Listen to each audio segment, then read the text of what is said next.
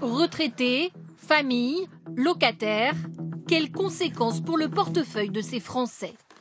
Les pensions des retraités, mais aussi les APL et les allocations familiales vont augmenter l'an prochain de 0,3%. Mais la hausse des prix devrait s'élever à la fin de l'année à 1,7%. Résultat, une perte de pouvoir d'achat pour certains. Les dépenses de couches, tout ça, c'est assez onéreux quand même, donc voilà, c'est bien d'avoir une aide pour ça, quoi. Il va falloir regarder plus sérieusement le budget et faire attention forcément aux dépenses qu'on va effectuer au cours de l'année. Prenons l'exemple d'une famille de 3 enfants, revenu 2 333 € net par mois. Ils toucheront en 2019 des APL et des allocations familiales peu revalorisées. Avec la hausse des prix, leur pouvoir d'achat va donc baisser, moins 417 € par an. Avec la suppression progressive de la taxe d'habitation, toujours du rouge, moins 233 €.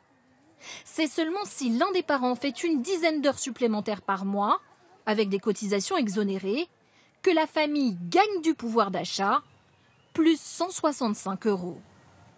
Travailler plus, le levier du gouvernement. Et troisième grande réforme, les heures supplémentaires, c'est la France qui travaille, c'est extrêmement important pour les ouvriers et les employés. Les retraités seront les plus touchés. Exemple, avec une pension de 2 000 € peu revalorisée en 2019, et compte tenu de la hausse des prix, le pouvoir d'achat baisse fortement, moins 744 € par an. Avec la suppression partielle de la taxe d'habitation, la perte est atténuée, mais s'élève toujours à 560 €. Les retraités sont les gros perdants, les grands perdants de cette affaire. Encore une fois, ils vont perdre près de un demi-mois de retraite sur une année du fait de la non-indexation de leur retraite et du fait de la hausse de la CSG. C'est du jamais vu.